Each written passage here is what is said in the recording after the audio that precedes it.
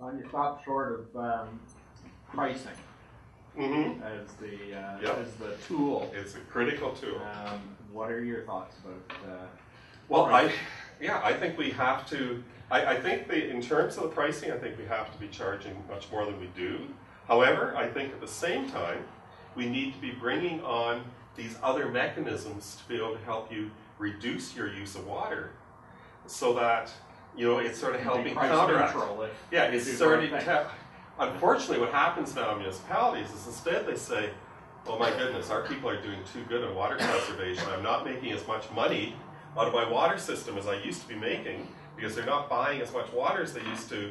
I'm going to have to raise the water prices because of that reason, not the other sort of reason you're talking about." So I think it's really important to be helping people at the same time be able to reduce their use of water.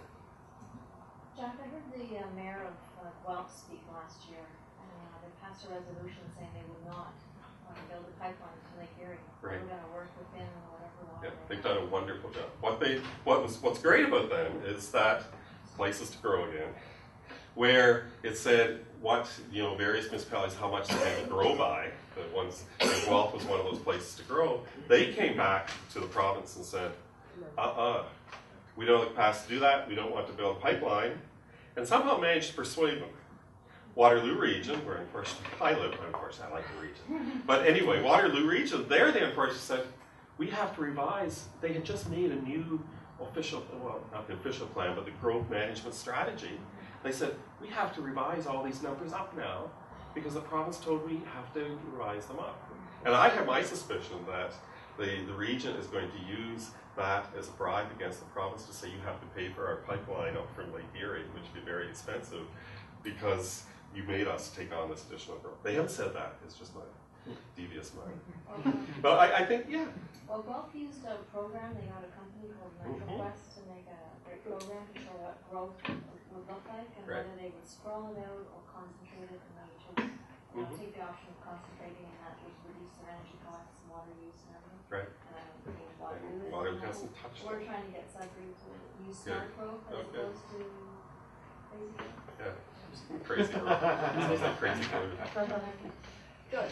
So when you're talking about water as not increasing water use, water takings, you want to limit the water taking to what it is now, is that correct? I think we should say, look, we can use our water so much more efficiently, we can add so much more value out of the existing water supplies that, unless we're in some new community somewhere that, hasn't really started to tap the water.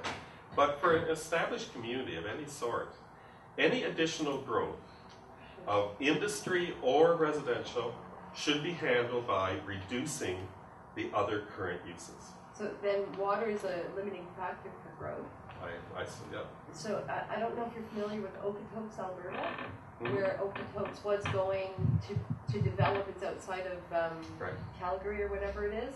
And when they looked at, they used water as their limiting factor, and they started developing. Like they went the other way and started decommissioning roads and that based on the carrying capacity of the watershed and the amount of water they had.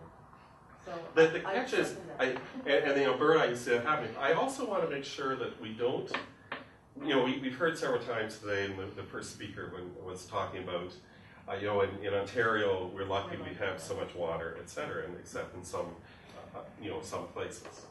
But I don't want us to be fooled by that in terms of saying, well, Alberta's dry and therefore, yes, they have to do special things.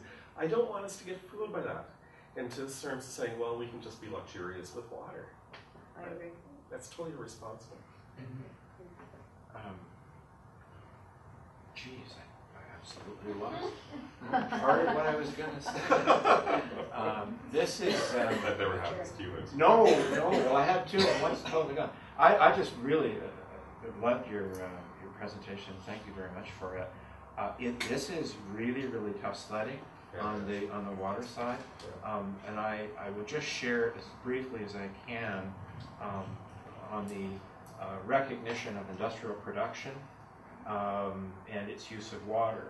And I was on the climate change team at MOE for 2.5 days until I brought up the prospect of doing something about designed obsolescence in products because our factories are running at twice their rate that they have to. And I wasn't on the team anymore. So, that's why I don't work at either so, places, but anyway. That's, I mean, we got to keep the factories going.